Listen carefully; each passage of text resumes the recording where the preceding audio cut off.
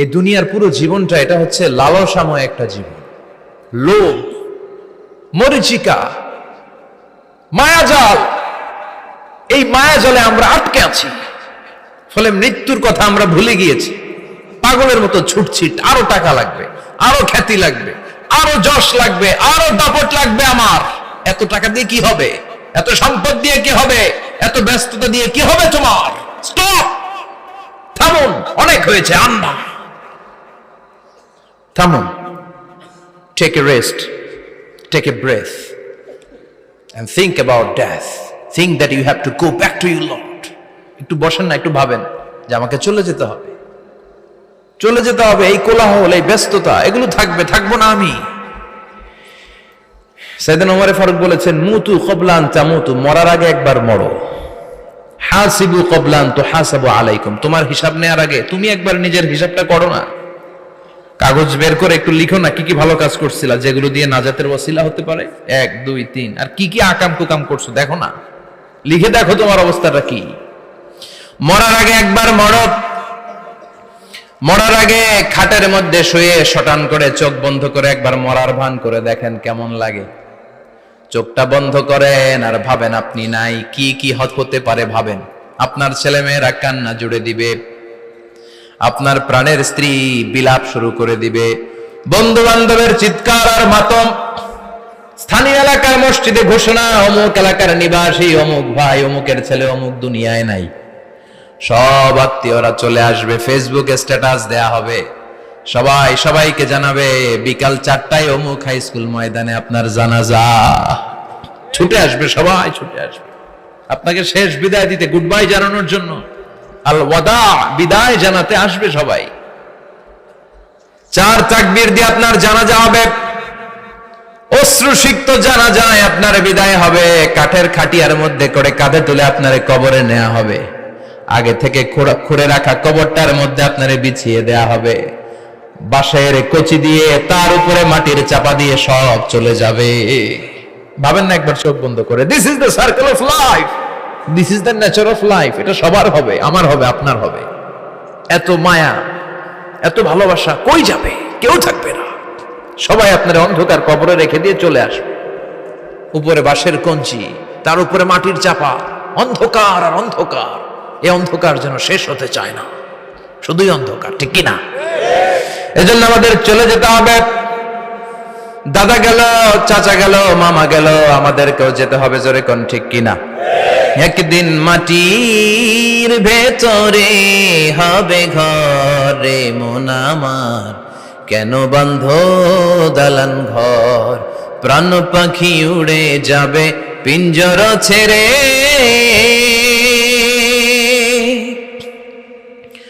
ধরা ধামে সবই রবে, তুমি যাবে চলে। বন্ধু বান্ধব যত, মাতা পিতা যারা সুত, সবই হবে তোমার পরে। মন আমার কেন বান্ধ দালান ঘর, একদিন মাটির ভেতরে হবে ঘরে মন আমার, কেন বান্ধ দালান ঘর, ঠিক কিনা?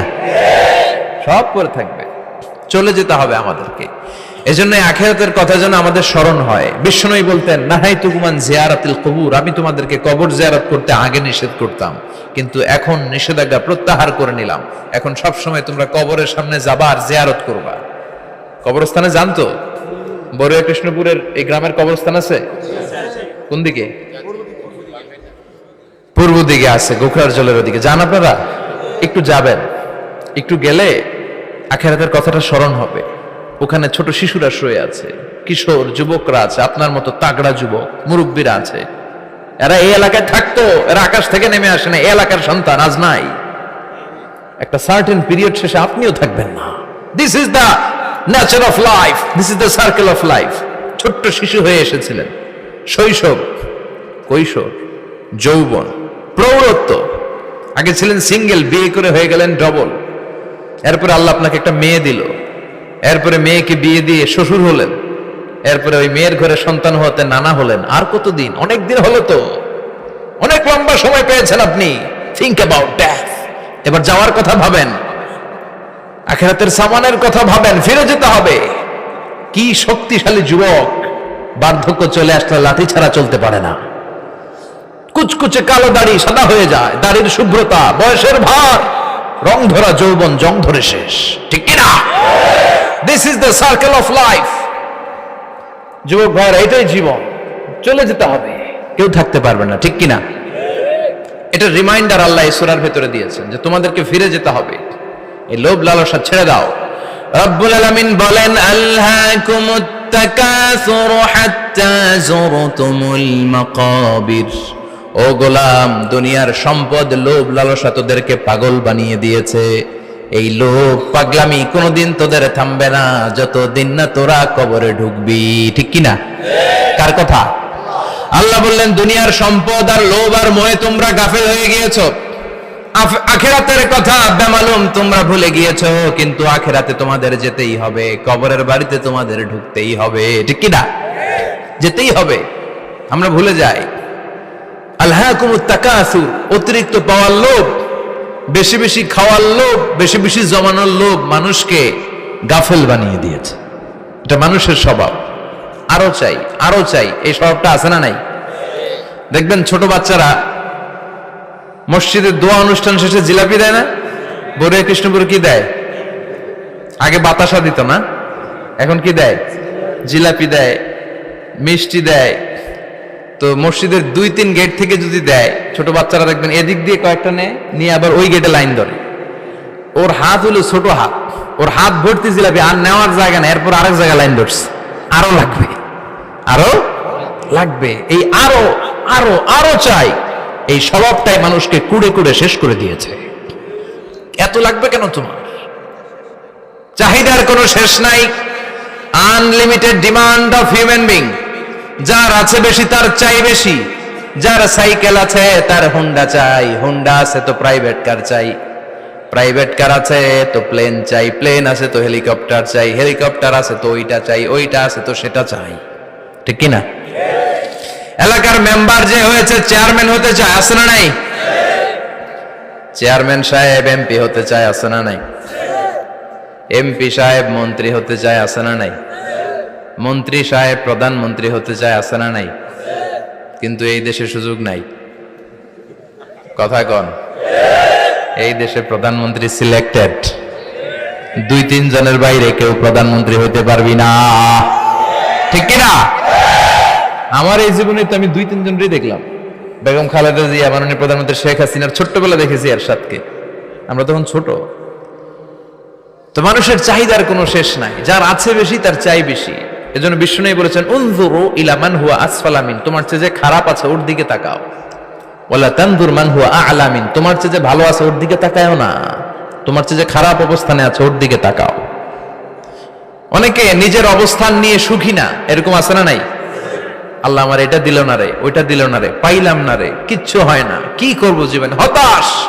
আসলে আছে কিন্তু অনেক, কিন্তু শুকরিয়া নাই, ডাকাত, ঠিক কিনা? নিজের অবস্থান নিয়ে সুখী না, কিন্তু অনেক লোক আছে তারা আপনার অবস্থানে পৌঁছতে চায়। তাদের দিকে তাকিয়ে দেখেন, আপনি যে অবস্থানে আছেন এই অবস্থানে পৌঁছাটা অনেকের কাছে স্বপ্ন। তারা প্রতিনিয়ত সংগ্রাম আর স্ট্রাগল করে যাচ্ছে আপনার অবস্থানে পৌঁছতে, আর আপনি এটা নিয়ে সন্তুষ্ট না। শেখ সাদির নাম শুনেছেন? বালাগাল উলা কাশাফাত দুজা, এই কবিতাটার রচয়িতা, ইরানের বিখ্যাত এক কবি। উনি একবার আর্থিক সমস্যার মধ্যে দিয়ে সময় কাটাচ্ছেন, টাকা নাই, পয়সা নাই, পায়ে দেওয়ার মতো জুতা নাই। উনি খুব দুঃখ পেলেন, হায় রে, আমি ইরানের এত বড় কবি, আমার পায়ে দেওয়ার মতো জুতা নাই। দুঃখ ভরা মন নিয়ে রাস্তায় হাঁটতে বেরোলেন। হাঁটতে হাঁটতে হঠাৎ দেখলেন একটা লোক শুয়ে শুয়ে কাঁদছে, ওই লোকটার 2টা পাই নাই, পাই নাই। উনি সেজদায় পড়ে গেলেন, আল্লাহর কাছে ক্ষমা চাইলেন, আল্লাহ অনেক দিয়েছো, শুকর আলহামদুলিল্লাহ। এজন্য যেই পরিস্থিতিতেই থাকি না কেন আমরা কি পড়বো? জোরে বলেন, কি পড়বো? এজন্য কানাতু মিনাল ইসলাম, অল্পে তুষ্ট থাকার নাম হলো ইসলাম। সম্পদ লাগবে কিন্তু সম্পদের পাহাড় লাগবে না, ঠিক কিনা? অল্প খান, অল্প পড়েন, অল্প জমান, অল্পের ভেতরে বরকত ঢুকায়া দিছে কে?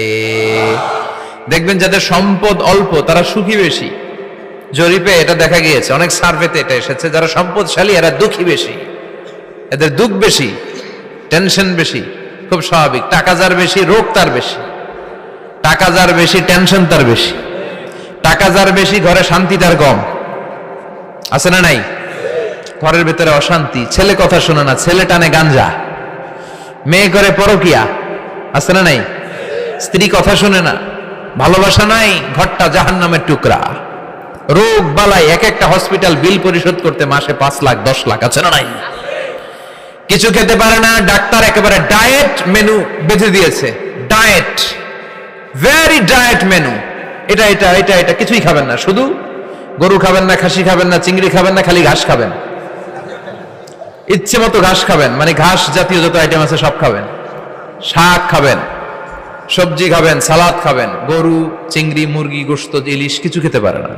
তাহলে রোগ বেশি, খাওয়ার মজা নাই, ঘরে সাংসারিক শান্তি নাই, খালি ব্যারাম আর ব্যারাম। ঠিক কিনা? কিন্তু সম্পদের পাহাড় ঘটেছে। আর অল্প যারা খায়, অল্প পড়ে, রিক্সাওয়ালা, কুলিওয়ালা, অল্প বেতনের চাকরি, কিন্তু হক হালালি মেনে চলে, দেখবেন শান্তি আছে অনেক। হ্যাঁ, বাসা ভাড়া দেয়, ফ্যামিলি চালায়, বাচ্চাদের স্কুল বিল, এরপরও মাস শেষে 1-2 হাজার টাকা হাতে থেকে যায়। আর ওর প্রতি মাসে 10 কোটি টাকা ইনকাম, তারপরও ব্যাংকের ঋণ আছে না নাই? সুখ কারে বলে? কিভাবে আপনি সুখকে ডিফাইন করবেন? সুখ তো টাকায় কিনা যায় না। শান্তি টাকা দিয়ে হয় না, শান্তি দেওয়ার মালিক কে? শান্তি আছে অল্প খেয়ে শুকর করার মধ্যে, শান্তি আছে আলহামদুলিল্লাহর মধ্যে। চিল্লায় বলেন ঠিক কিনা?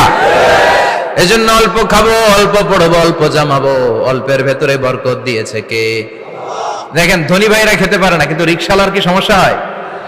রিক্সাওয়ালারা সব খেতে পারে। কুলিওয়ালা, দিনমজুর, এরা একেবারে স্লিম, সুঠাম দেহি, মেদহীন পেট, পেটে কোনো মেদ নাই, ভুড়ি নাই। আর কোটিপতিদের মেদ আছে না নাই? এত বড় বড় পেট। ঠিক কিনা? আমাদেরও পেট আছে, তবে হালাল পেট। এটা হারাম টাকা দিয়ে এই ভুড়ি বানাই নাই আমরা। ছিলে বলেন ঠিক কিনা? রিক্সাওয়ালা, কুলিওয়ালা নিজেও নামাজ পড়ে, বউও নামাজ পড়ে, বাচ্চাটাও নামাজ পড়ে, রিক্সা চালায় আর জিকির করে লা ইলাহা